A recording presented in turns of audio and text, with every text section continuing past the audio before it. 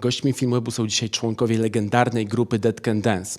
Wszyscy znają ich z muzyki, którą można było bardzo często usłyszeć w filmach, ale mało kto wie, że i Liza Gerard, i Brendan Perry są wielkimi fanami kina. I właśnie o filmie chcielibyśmy dzisiaj z nimi porozmawiać. Liza, Brendan, your music is very often used by filmmakers. So how does it happen that the songs of Dead Can Dance ends up in the film? Can you tell me something about all this process?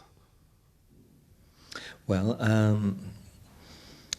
I think because the sense of drama that we incorporate into the music, the fact that we're in no rush to express ourselves immediately in a compressed arrangement, it can be free flowing and expansive. Our music. Piece of music that we create is generally, between 7 and 10 minutes long on average. So this allows time for it to develop and unfold, and in a kind of a contemplative way. And I suppose cinema has that luxury of being able to unfold within kind of like a general kind of time scale of 1.5 to 2 hours, and so. That kind of allows us to be able to sort of like express the sense of drama and mood before the vocal narrative sort of the song itself comes to bear. Also, adding to that, in cinema there's usually a really limited amount of time for the composers to write their score, and the pieces that Brendan and I work with, so much care and time has gone into them and into the arrangements, as he just said, and also the fact that the musical passages, the way they unfold, and those pieces take time to write. You can't do those within a 2-month budget and then do 2 hours of music for a film.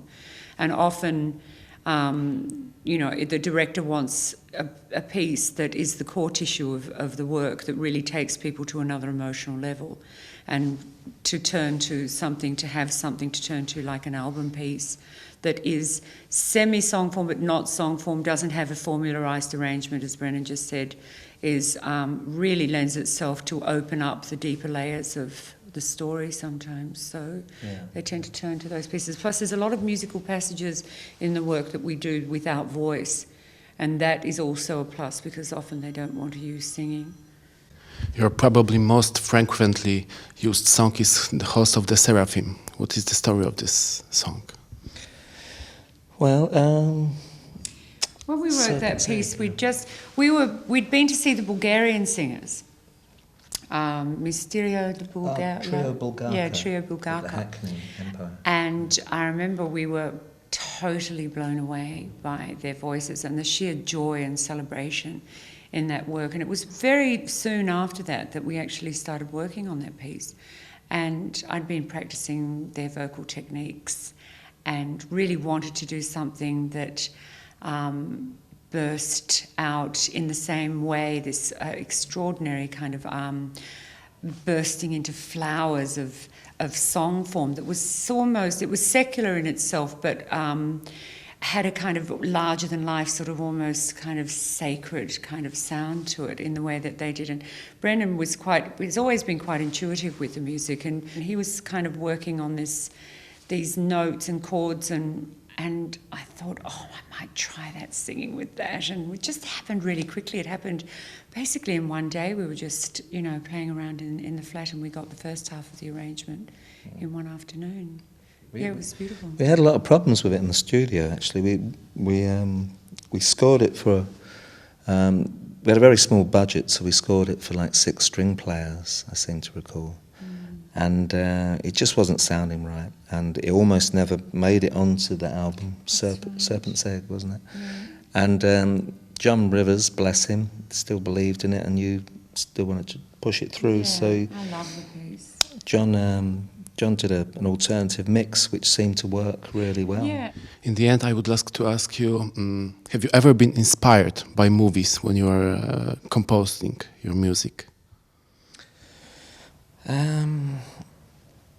That's a difficult one to answer.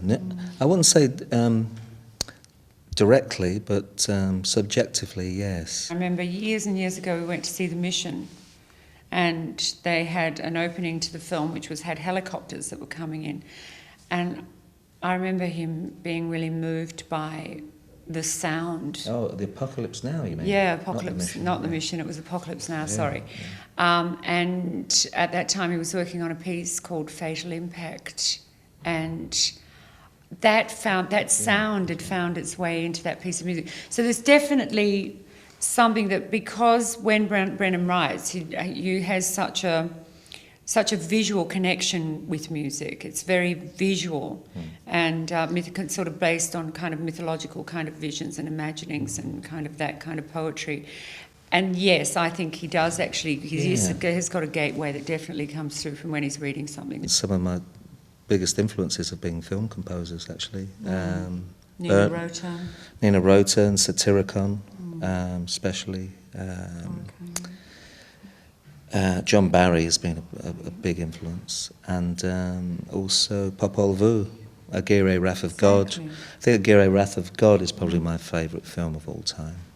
And that definitely influenced the music because, you know, the use of big drums and suddenly feeling a license to use choir sounds and stuff like that, you know. So it's sort of, more than influences, it kind of gives you permission, especially when you're first starting out with this work. It's kind of like, how far can we push the envelope? You sort of don't really know at that stage, you know, because you're on your own, you're your own astronaut, you know, trying to figure out how you're going to express yourself through this medium. Okay, thank you very much.